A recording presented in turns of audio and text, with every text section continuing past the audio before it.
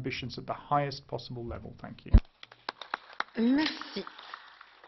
Ceci clôt le débat et le vote. That brings the debate to an end. The vote will take place tomorrow. On our agenda now, we have a statement of the Vice President of the Commission, High Representative of the Union for Foreign Affairs and Security Policy on the situation in North Korea. You have the floor, Madam. Merci beaucoup, Madame la Présidente. Permettez-moi. Thank you very much indeed.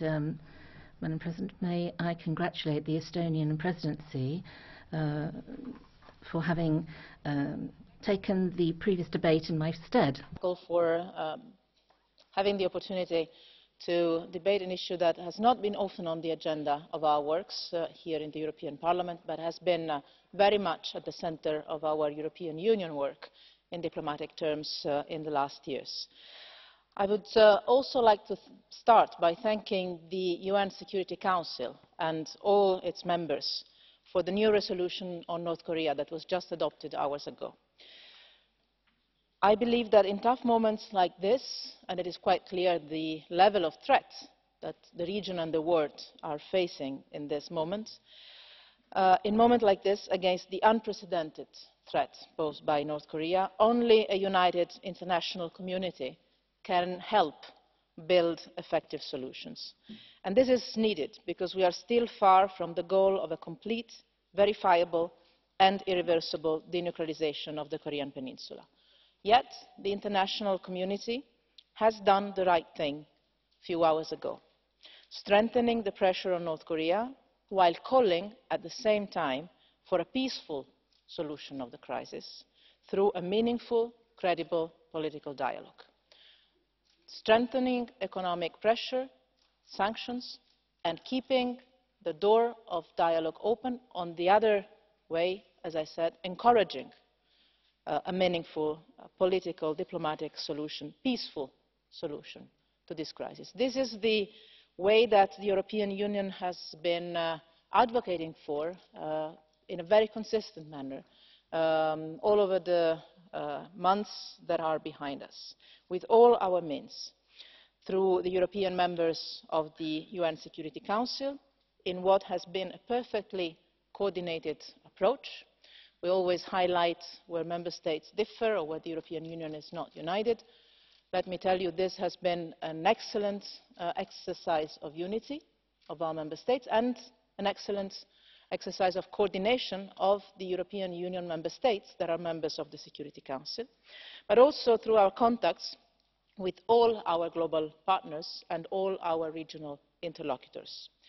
I spent part of August in Asia, discussing with the foreign ministers of the United States, China, the Russian Federation, Republic of Korea, Japan, exactly on how to do this, trying to prevent a further escalation of the tensions, trying to open a political track, increasing the economic pressure, but also keeping the political door open. First and foremost, our points of reference are the regional players, our partners, our strategic partners in the region, the Republic of Korea and Japan, but also, as I mentioned, China, the United States, the Russian Federation, and sometimes we are among the few to mention them, but they are key players in what is for us the fundamental global non-proliferation regime, the relevant international organisations, the ones that constitute the backbone of the non-proliferation regime globally. I met just last week with the Director General of the International Atomic Energy Agency, Mano, and the Executive Secretary of the Comprehensive Test Ban Treaty Organisation, Dr. Zerbo. And we'll meet again next week in New York. The European Union is also united in this, strongly united and active in this field. The support to the organisations that are on the daily basis of their technical work, allowing the international community to work on non-proliferation. To all of them, I have expressed the European Union willingness and readiness to seek international unity and stronger economic and diplomatic pressure on North Korea, also to avoid the risk of a military escalation. Through all these contacts and the work also of our European Union delegations on the ground, that I would like to thank for the tireless work they have been doing over the summer, we could count on the unity of all our member states on our request for maximum pressure and critical political engagement. Last Thursday, just a few days ago in Tallinn, I gathered the meeting of the 28 EU member states foreign ministers, and we agreed to support together calls for the United Nations Security Council to take further measures in terms of economic restrictions on North Korea, including on the import-export of crude oil. I also invited ministers to consider new, additional, autonomous European Union sanctions. So, 3 elements to this work of pressure. We now will implement the new UN sanctions, as we have always done before. Second, we will work to make sure that all our international partners do the same, to ensure the maximum level of efficiency for the economic measures. And third, we will continue the discussion we have launched last week on additional European sanctions to complement the action decided by the Security Council and put maximum pressure on North Korea. Of course, sanctions are not a goal in themselves, but an instrument to open the way for a political process to start, a way that today, unfortunately, is not working. Our objective is not the pressure alone. Our objective is to open the political path for a solution of the crisis.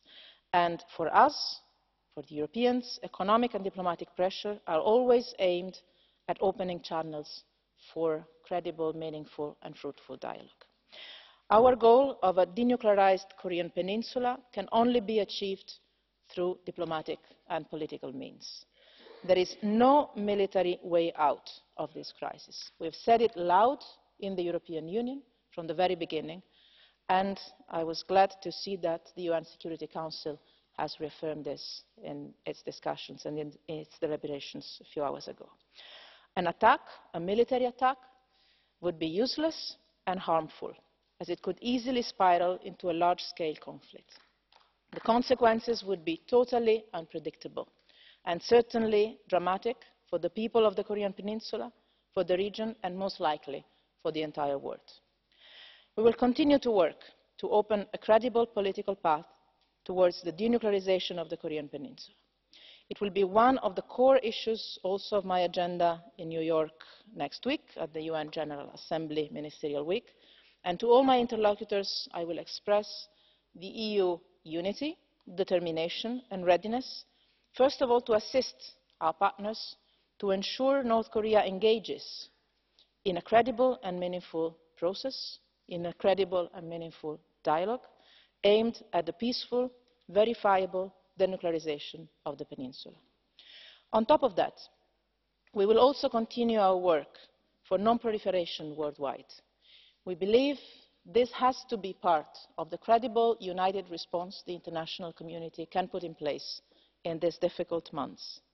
The support we give to the IEA, the support we give to the CTBTO, and clearly the support we give and we continue to give to the full implementation of the Iran nuclear deal that has shown to the world that with patience, perseverance, diplomacy and political will, nuclear non-proliferation is indeed achievable.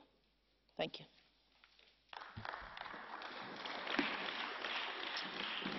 Merci. Je vais ouvrir les tours.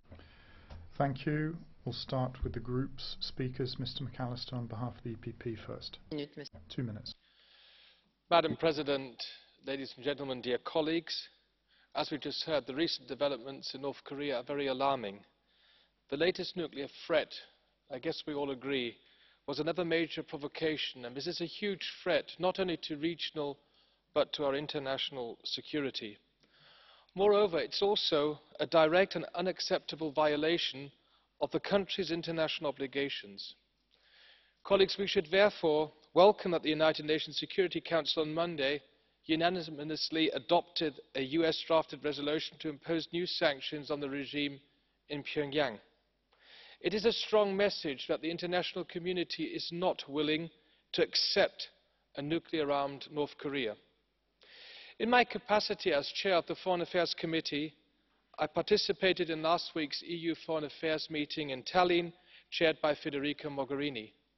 And what I observed is that there was a broad consensus among the 28 foreign ministers and our High Representative that we have to strengthen our diplomatic efforts to persuade Pyongyang to abandon its weapons of mass destruction and ballistic missile programs in a complete, verifiable and also irreversible manner. In this respect, I believe the European Union could develop a more proactive policy undertaken hand in hand with our strategic partners, South Korea, Japan and the United States. And as the High Representative just pointed out, of course the role of Russia and China are key. The 2015 Iran nuclear deal might be a blueprint for a process in which the EU and some member states could play an active part.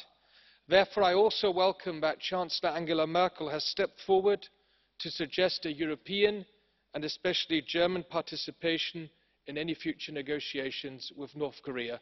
There's so much at stake, we have to show our responsibility. Thank you. Poursuivons au nom des socialistes et démocrates, Monsieur Boștinaru, 2.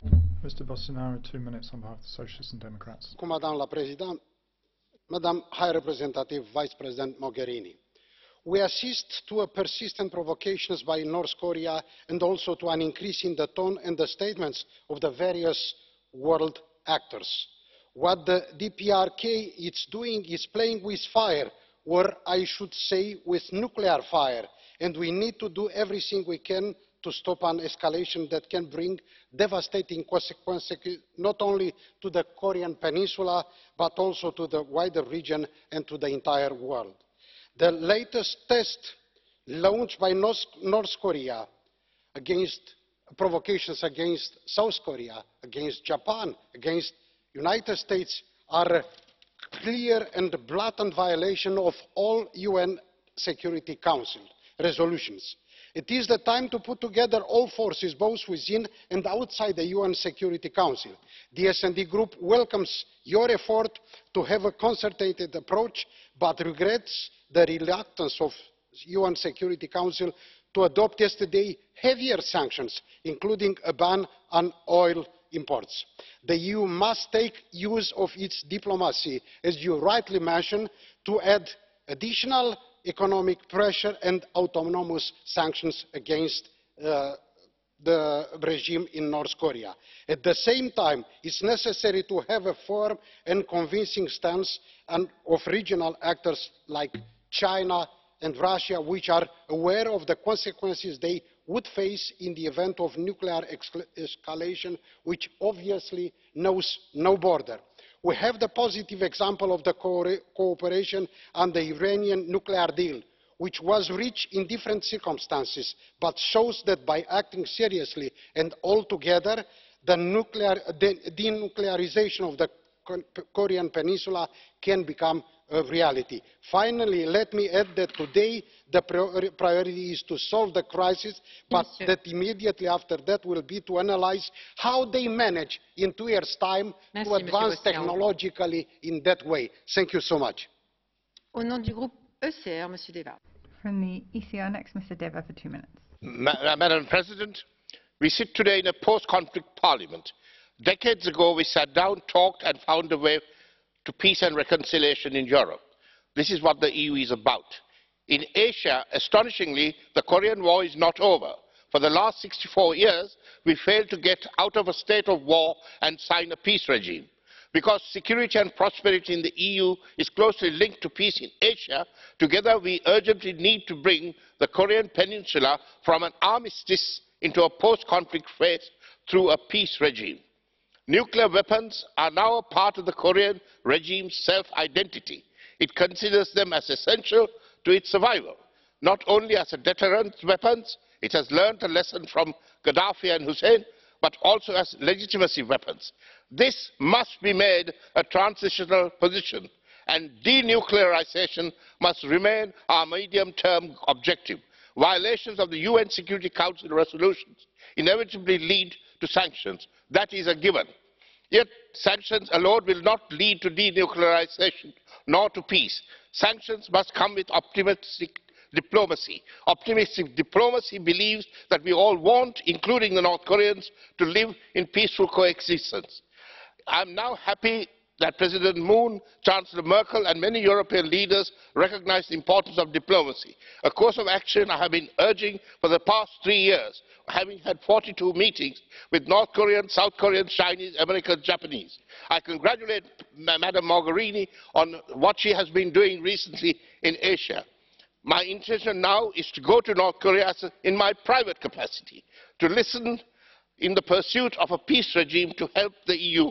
Colleagues, I need your support and your blessings. And it is our public duty as public servants to ensure global peace.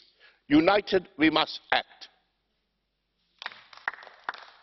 2 minutes, Madame VAUTMANS, au nom du groupe AD. 2 minutes, Mrs. VAUTMANS from the ALDE Group.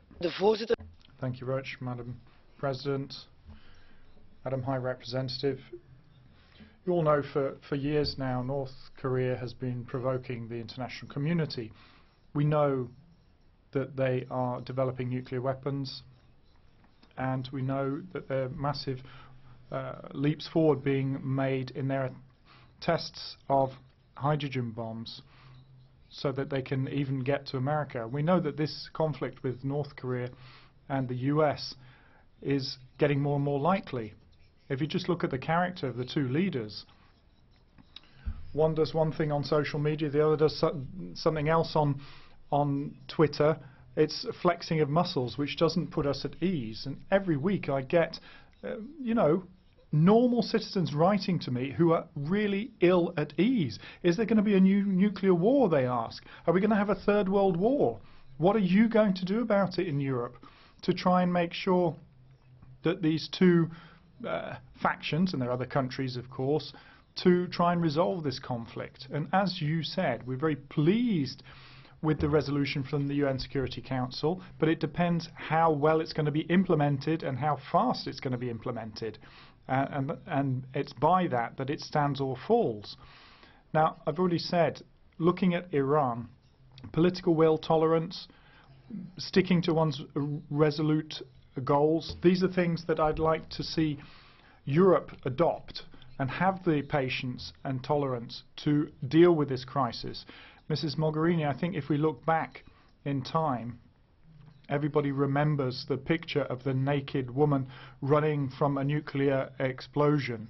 We've seen the exhibitions, we've seen what can happen. Let us do everything we can to make sure that we avoid this sort of thing happening again. Thank you. Merci pour 1 minute au nom de la GUE, Monsieur COUSO PERMUY.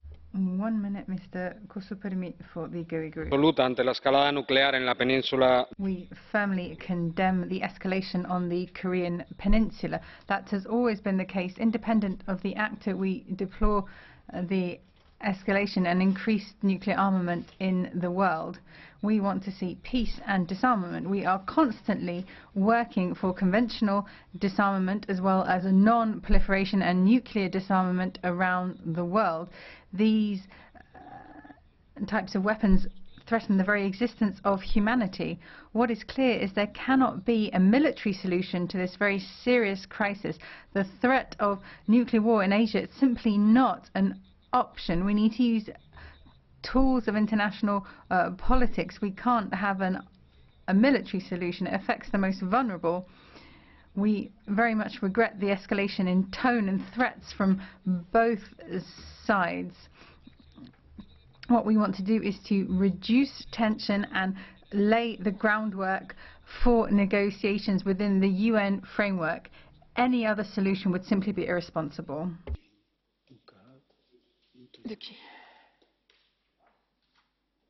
Monsieur COUSO PERMUY, est-ce que vous acceptez? Mr. COUSO PERMUY, would you accept a blue card from Mr. Jurek? Yes, Mr. Jurek, 30 seconds. Thank you very much, sir. You mentioned all those things that you do not want. We do not want those things either. You don't want sanctions. So what tools would you use to convince the North Korean regime to get rid of their nuclear weapons, because some sort of pressure has to be applied. So using what instruments? Arguments, conversation, I mean, such instruments don't seem to be very effective. Muchas gracias por... Thank you very much for that question. We have seen, when we look back at history up to now, sanctions haven't really helped to solve any conflict. In particular, the sanctions against Iraq, for example, led to 500,000 children dying. We need to stay within the framework of the United Nations and not break that framework as the US did in Iraq. We don't want to see a situation of threats and escalation. We want to be able to change the attitude of this country. We have seen who has really contributed to the breaking of the Charter of the United Nations. 1 minute 30 for the Greens, Mrs. LOCHBIHLER. Thank you very much, Madam President. High Representative, colleagues, the decision taken at the UN Security Council concerning further sanctions to be placed on North Korea is a good sign, because it demonstrates to North Korea that the USA, Russia and China are able to agree on such matters. Furthermore, it shows the USA that it needs to come to an agreement on this with Russia and China. In order to avoid military escalation, it's absolutely necessary for the North Korean government and the USA to talk to each other once more, in which case it'll be possible for the UN to explore a viable solution. Now, we had the 6-party talks between North Korea, South Korea, China, Japan, USA and Russia, and really we can only have stability in the Korean Peninsula if both of the Koreas agree to live in peaceful coexistence one with the other, and we must encourage such diplomatic moves. And it's a very good thing that Ms. Mogherini sees responsibility falling to the EU to diffuse such conflicts and move towards a lasting solution. Thank you. EFDD, Monsieur Castaldo. EFDD, Mr. Castaldo, for 1 minute 30. Thank you very much, colleagues. President, High Representative, the most recent test undertaken by North Korea shows how futile the measures taken against Kim Jong-un's regime have been up until now.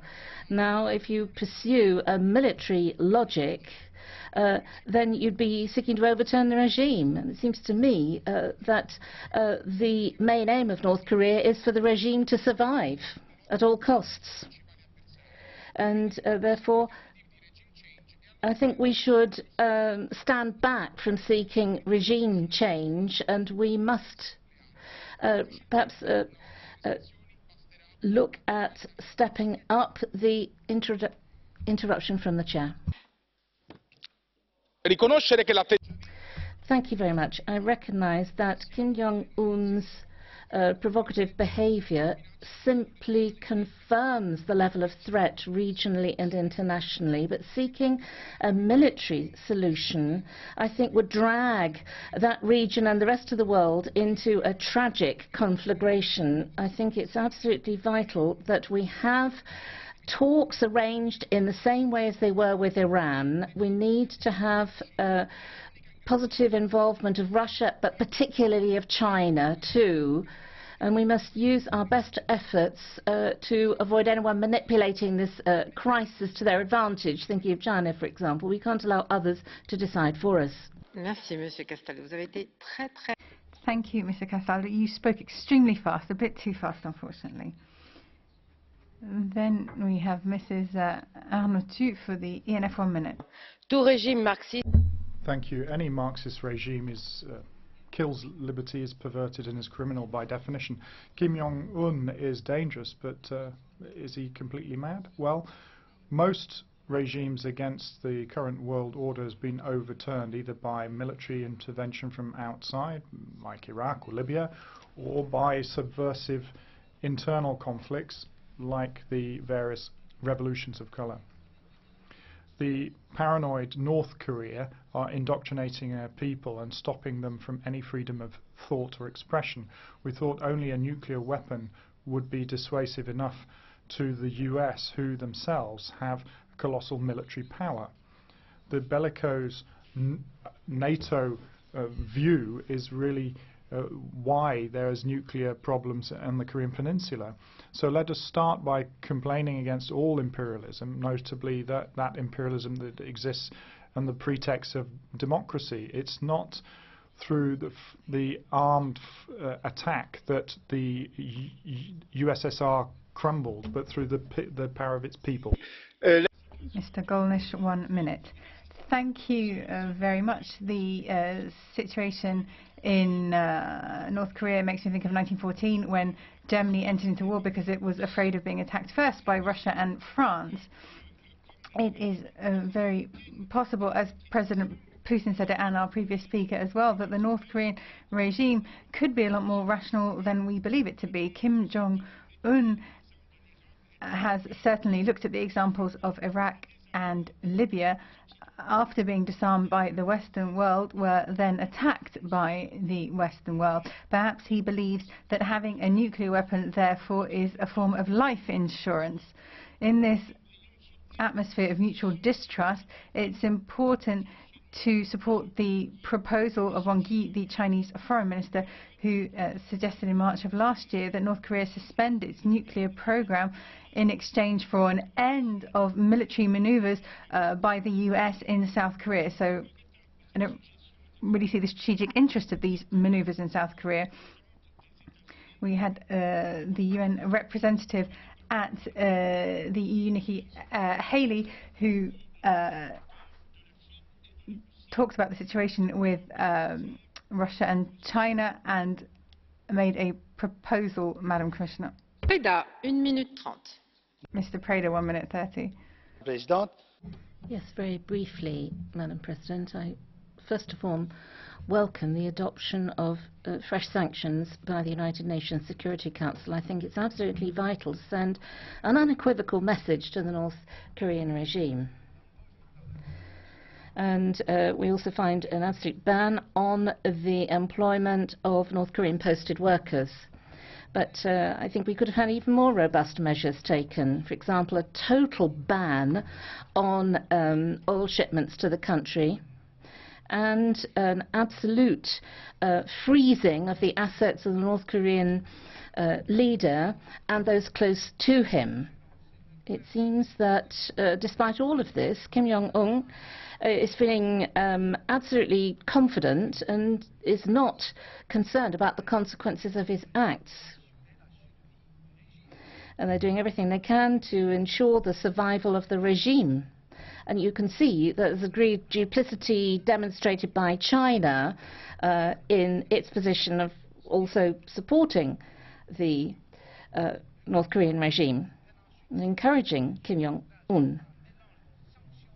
So we need a mix of sanctions and negotiations and talks, but sanctions won't suffice to bring North Korea to the negotiating table if we can't find an agreement between China and other members of the Security Council.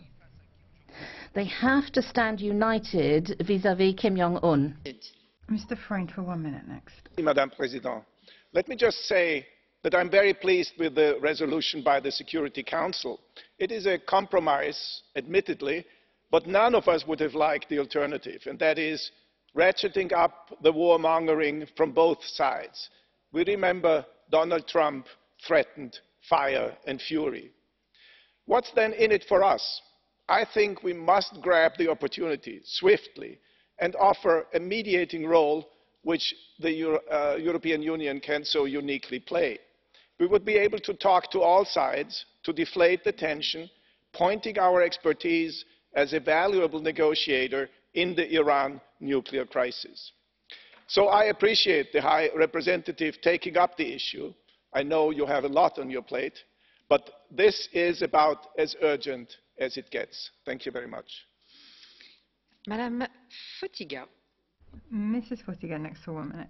North Korea is an island of its own making, self-isolated by internal atrocities and threats posed to international community. I welcome further sanctions, although regret their lower level than initially proposed by US. Accepting non-invasive means of coercion, we have to ensure their effectiveness and make it effective quick to avoid darker scenarios. Thank you.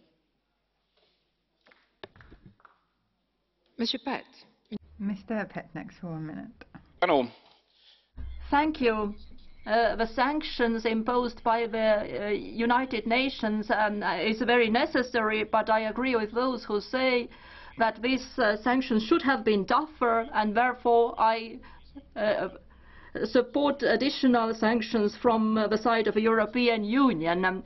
We must demilitarize the Korean Peninsula. But talking about this problem, we should not ignore those people who suffer in North Korea as a result of their authorities, concentration camps, executions, tortures, disappearance, lack of food, limitations on the freedom of movement. All these problems we have been aware of for a long time, but we haven't done anything about it. China's behavior is also worrying because they return people who have escaped from North Korea, because those people will be probably killed. So the international community should take measures in this field as well. So I think that the leaders of North Korea should be in front of the International Criminal Tribunal. Thank you. 2 minutes, Monsieur Carver. 2 minutes, Mr. Carver. Madam President, the pace of the development of the situation on the Korean Peninsula precisely underlines how quickly serious security threats can form, underlining the importance of a well-funded and properly manned and equipped defence capability. As my country moves towards full independence from the European Union, we must ensure that we have a robust, flexible and well-funded defence capability that can fulfil our defence obligations whilst being in a good enough position to respond to the full spectrum of likely potential future threats. I welcome yesterday's unanimous vote by the UN Security Council to impose further sanctions on North Korea, and must say that I fear that it will be impossible to seriously negotiate with a regime that is headed by someone who is reputed to have overseen the death of his own brother and uncle. With respect to the earlier speaker, does this Parliament really believe that the European Union has a diplomatic role to play here, beyond supporting the United States? There are reports of Germany acting as an intermediary, and if that is so, it is clearly a matter for Germany, and it would be immoral of the European Union to try and take some of their credit were a mutually acceptable result to be achieved.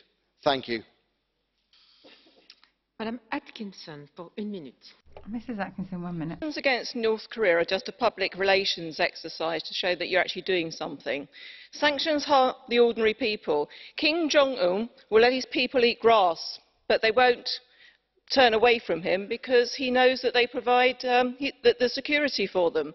Sanctions imposed upon North Korea just make Pyongyang's tin pot tyrant more angry and isolated.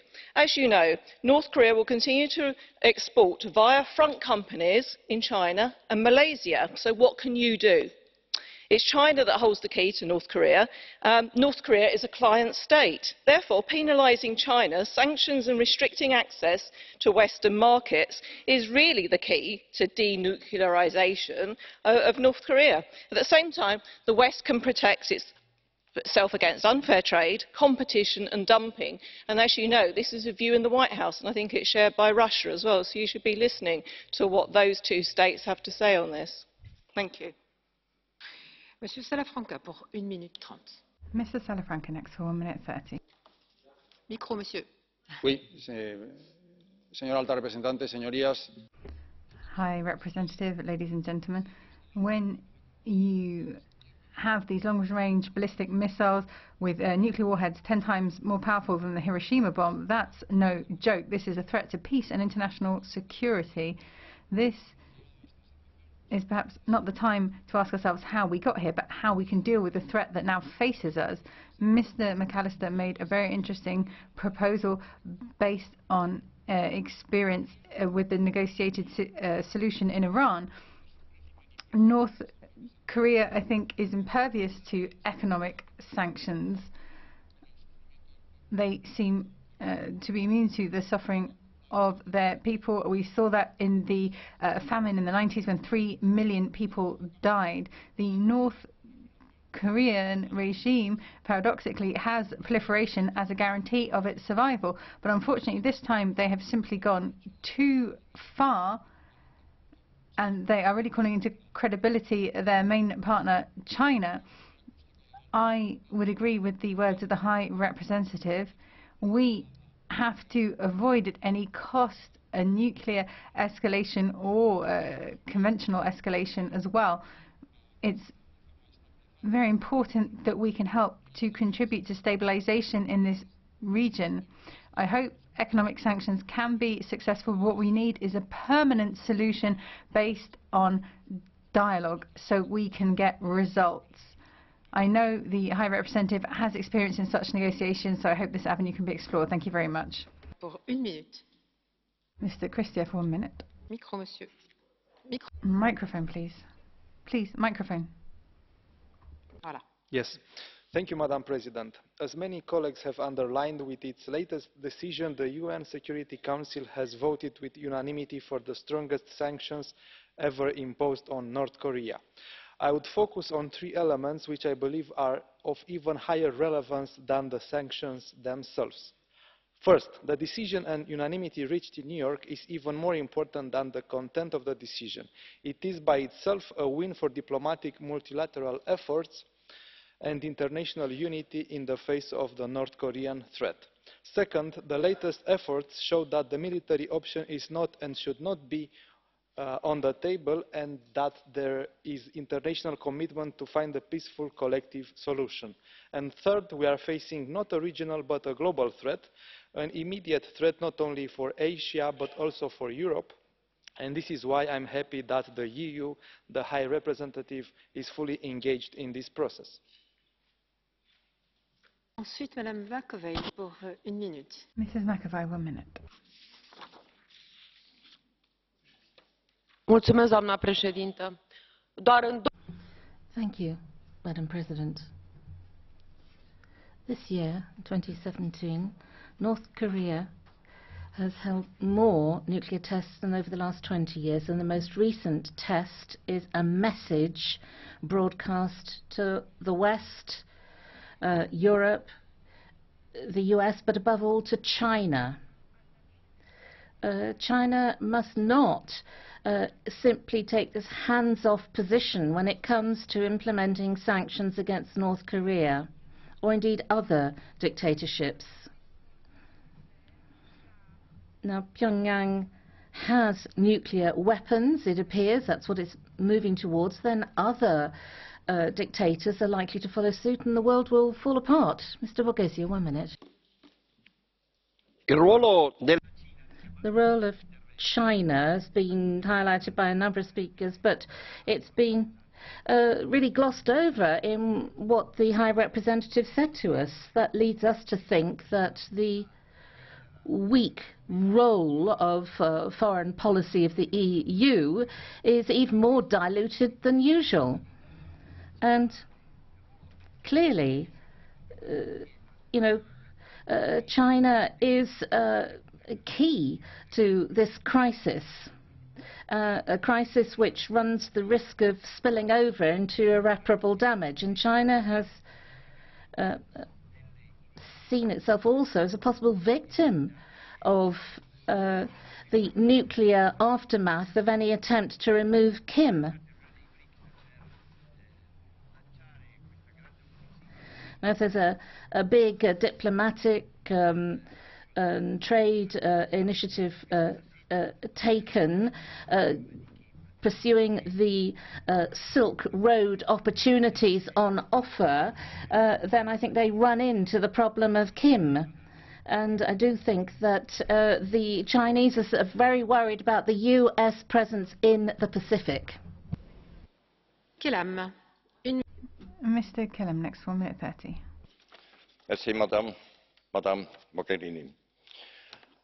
The fact we have to face is that North Korean regime has now a nuclear bomb in a stage to be carried by a missile, ballistic missile. Consequently, reaction could not be any more business as usual, that is, sanctions with loopholes and hesitations. I fully support your approach that we need additional sanctions, and it has been mentioned today, total ban of oil exports to North Korea and freezing the assets of North Korean leadership. They would have some effect. But I think we need to take attention of the loopholes. The first problem is China, which takes in more than 90% of North Korea's exports, and who has interest in keeping the regime going, seeing it as a useful tool to push America out of China's sphere of influence. And the second problem is Iran. North Korea is not alone. In fact, we face two extreme fanatic dictatorships that are complementary. They collaborate, supporting each other. Iran is boosting its missile program and supplying Pyongyang with military know-how. Some years ago, it was the opposite. So we have to address both challenges. Thank you. Monsieur López Aguilar, 1 minute. Mr. López Aguilar, 1 minute. Presidenta, Comisaria Mogherini. Thank you very much, President. Mrs. Mogherini, since the Cuban Missile Crisis in '62, we have never been in such a serious situation. I think we could be talking about an apocalyptic scenario here, a third world war because of problems with just one country. Now, there was a war in the 50s, from 50 to 53, with 4 million people dead on the Korean Peninsula, but the war was contained at a regional level. But now it would be a global scenario, and there would be global actors involved: the United Nations, the Security Council, sanctions. We have 3 important global actors here. We have the United States together with Russia and China, and we also have 2 EU member states who have permanent seats on the Security Council. But this has to have a global solution, otherwise there's simply no point to these discussions. How are we going to impose effective sanctions? We have to look at the symmetry between the EU, the US and North Korea. They simply don't submit to rules in this way. The chair interrupts the speaker. Mr. Benifei. Presidente, con l'escalation. Thank you very much, President. With the escalation of tension between Pyongyang and Washington, we find a threat to world peace. Now, you've seen what happens when the state withdrew from the Non-Proliferation Treaty in 2003. But in fact, now we've got action agreed at UN level, and we're talking about 22 countries who give active support for that. And of course, the EU shows its active support as that. We have to use the instruments available to us, but you need to have the political will to use the levers that you have. And we look at a diplomatic solution along the lines of Iran, but perhaps we ought to be audacious in moving forward. We've got a regional and a global outcome that we're seeking to achieve in order to ensure the survival of the human race. Thank you. Thank you very much, and if you could try to speak a little bit slower in future. Mr. Zala next for 1 minute. EU plays no meaningful role in the North Korean crisis at the moment, but escalation of the crisis would damage European economies and our maritime trade. Europe needs to raise its diplomatic game in the region. We have a successful template. the EU's role in the multilateral format that produced the Iran nuclear deal. As in Iran, the EU could be the missing piece that keeps the process alive. None of the other players, China, US or Russia, have that combination of distance and credibility. And what is more, there is a new momentum in EU-Chinese relations to create new international architecture, but it could spill it over the security affairs in East Asia too.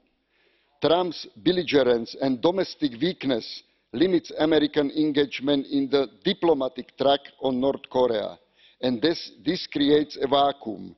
We should aspire to fill it. Thank you. Et enfin, Madame Gill, pour 1 minute. Finally, Mrs. Gill, for 1 minute. Mettez votre micro, Madame. Please, if you could turn your microphone on. High Representative, the whole world is quivering as we find ourselves caught between North Korea President Kim Jong-un playing boys' games with nuclear weapons and a US president more eager to have a macho standoff than diffuse tensions. This is a lethal combination. Yesterday, the UN Security Council adopted the toughest sanctions on North Korea so far, and EU foreign affairs ministers consider adopting additional restrictive measures. What we have to recognise is that when you have a president with nuclear weapons who would rather let his people wither than commit to peace, sanctions alone will not cut it. US, China, Russia are now leading the dance, but EU could do too. We have proved under the Vienna deal on Iran's nuclear programme how our involvement and leadership can be crucial in turning around a situation potentially devastating conflict and achieving peace and security for our citizens. High Representatives, I call upon you to listen to the citizens. They don't want fury and fire like the world has never seen. That was promised by the US President. That is why I call on you to go further than imposing sanctions and adopt a clear plan of action to be backed by the EU. Madame Gill, do you accept a blue card coming from Mr. Jurek? Mais pour 30 secondes. 30 seconds. Dziękuję bardzo. Pani poseł... Thank you very much. Madam, you criticized the American administration. But let me ask you, are you really convinced that if the Americans exclude any military reaction, would this boost the security of North Korea's neighbors? Would this boost the security of South Korea or Japan? No one wants a war in Asia, but to suggest giving up any military option... Ms. Gill. Thank you very much. I think what we have to recognise is that we have a US president who does not appear to have the wit or the diplomatic skills to be able to defuse this situation, and that's why I'm calling on Federica Mogherini to try and step in. And we have done this before. I did not say who has nuclear weapons or not. All I'm saying is that there is very dangerous rhetoric out there, and we cannot just stand off and say none of this matters. And I think, you know, the European Union could be the leading. Je vous remercie, vous avez répondu à cette... Thank you very much, Ms. Gill. You have indeed replied to the question. Madame Šojdrová. Ms. Šojdrová? Ms. Šojdrová, at the beginning of Catch the Eye. Kolegyně a kolegové. Dear colleagues, the current decision taken by the UN Security Council comes at the right moment, because only the unified and hard pressure can make the Northern Korea to start negotiations. I visited Northern Korea 12 years ago, and I saw the country of poor people who were not free. The father of the current president was not willing to negotiate the termination of the nuclear program. Today, this country is more modern and it is more economically strong, and the young leader can use the nuclear technologies in his own favor. In Europe, we have some experience with dictatorship and propaganda from the times of the Cold War. Therefore, we should use the potential of this experience and try to make the Northern Korean regime to immediately terminate provocations and nuclear tests. We should try to pursue the way of diplomatic negotiations. Today there is a global will to finish the situation. Yes. Thank you. Mr. Kuching is not here. Yes, we move on then. 1 minute. You have 1 minute. Thank you very much, President. The speaker pauses. The European Union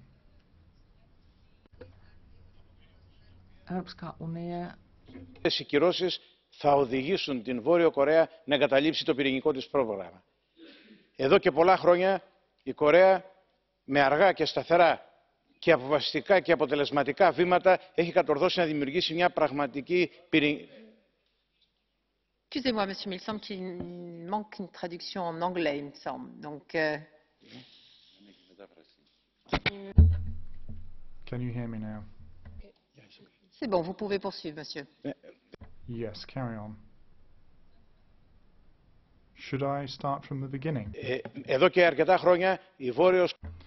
So for a number of years it's been the case that North Korea slowly but surely has managed to appropriate a nuclear capability. Kim Jong-un is not stupid. He doesn't think that a nuclear war against the US or the international community can be announced. But Saddam or Gaddafi are people he has seen come and go. As a people, they felt they needed nuclear capability to make sure that they can enter into discussions with the international community. The European Union has to make sure that this discussion can take place. Thank you. Mr. Szogor. Észak-Korea kapcsán. Thank you. Concerning North Korea, we have said time and again that we have to stop this dictator and we must not give in to his insane provocations. The problem is that the EU cannot really deal with the situation, and nor can the US. A direct conflict could have unforeseeable consequences for the region. A traditional war could bring about unprecedented destruction. And there are absolutely no signs of being an active opposition inside the country. And of course we cannot expect the North Korean people to put up much resistance. Even stricter sanctions would bring about more poverty for the locals. So we have to decide, are we going to sit and do nothing, or we try to come up with a mix of sanctions and negotiations to bring about change. I think the North Korean leadership is rational. The most important thing for them is their own survival. If they think their power is in danger, they might be willing to change things. The question is, what price do the people have to pay for this? Thank you. Mr. Deva has a question to you. Do you accept it? Oh, Monsieur Deva. Just 1 moment, Mr. Deva, please. Mr. Szogor, do you accept the question? Monsieur Deva. Mr. Deva, over to you now. Thank you, Madam President. Madam President, I wanted to ask Mr. Szogor a very simple question, which has not been asked during this debate. Why is Kim Jong-un making nuclear weapons? For what end? To have himself destroyed? So what is the purpose of all this? Madam President, I know the answer.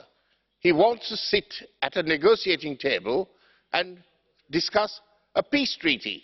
But I wanted Mr. Szogor to answer the question. Alors, on va voir s'il va vous répondre.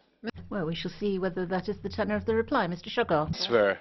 He wants to speak, but I think it's a little bit, he has some other problems, but I don't want to enter into the details. Thank you.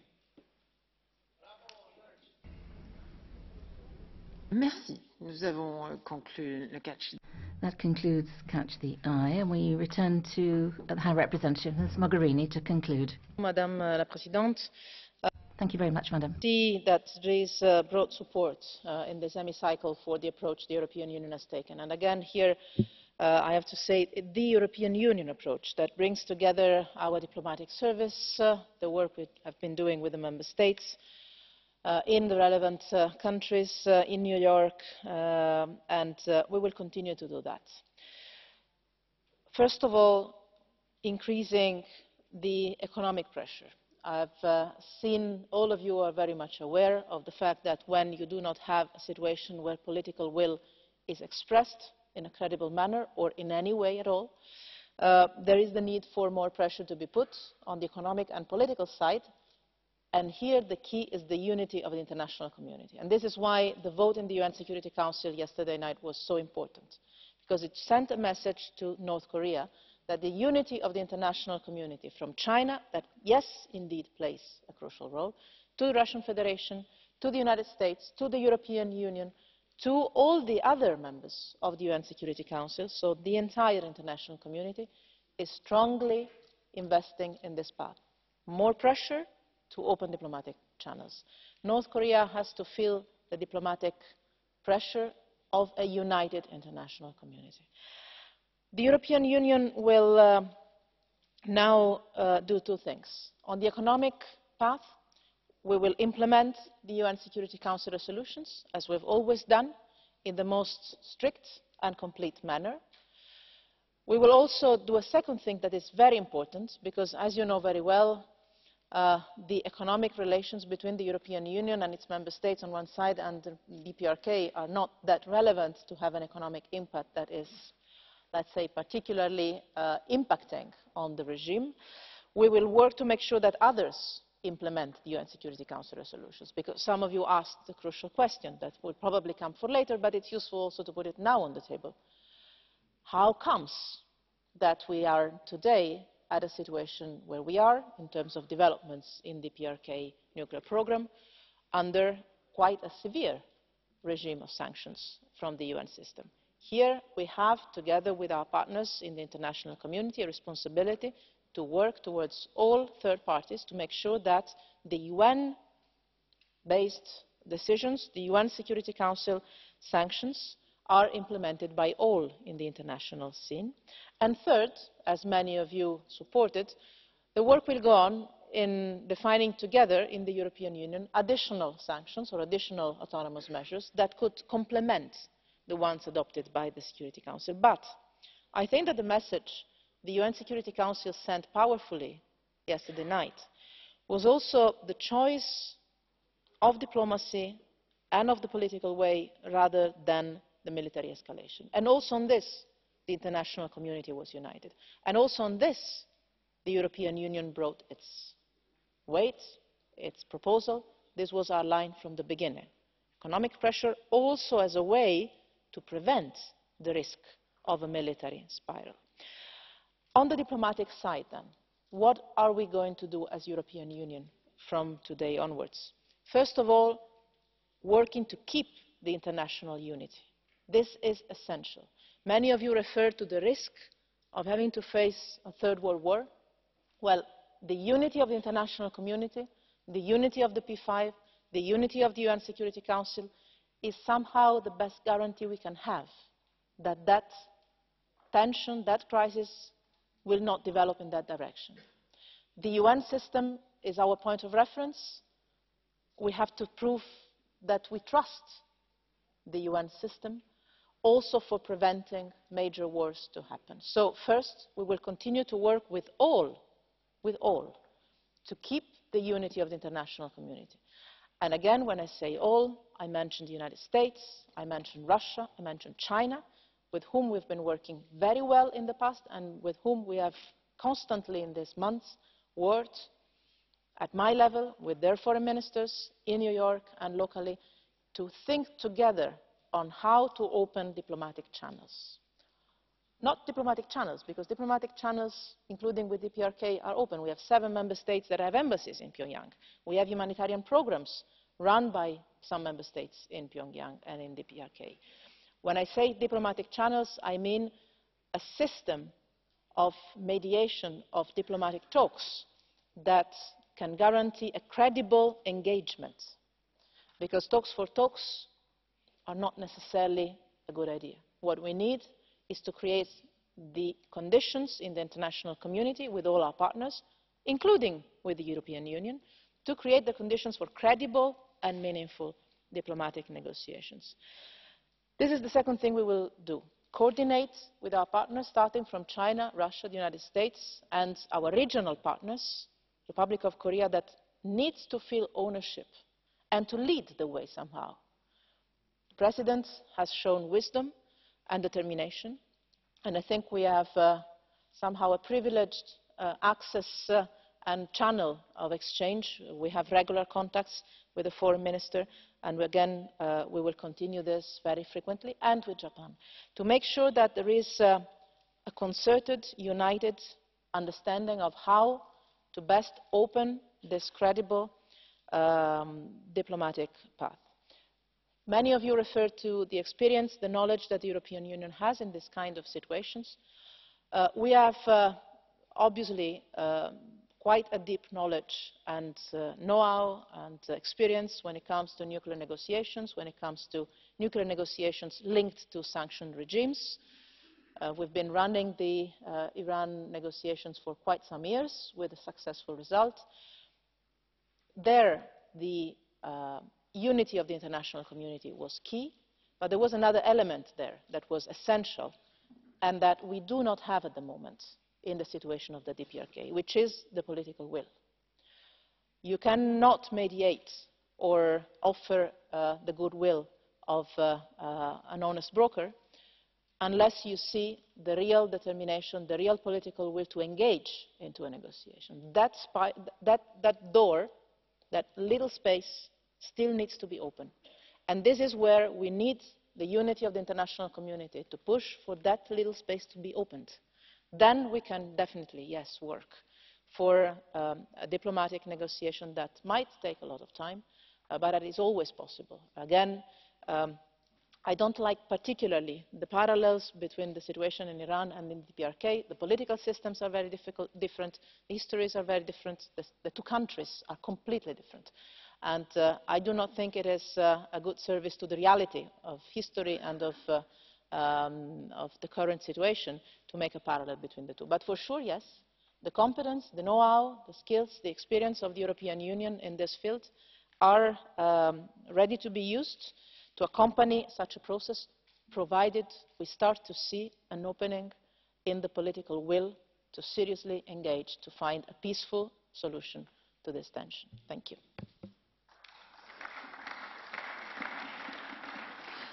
Merci, Madame. Le débat. Thank you very much indeed. That concludes the debate.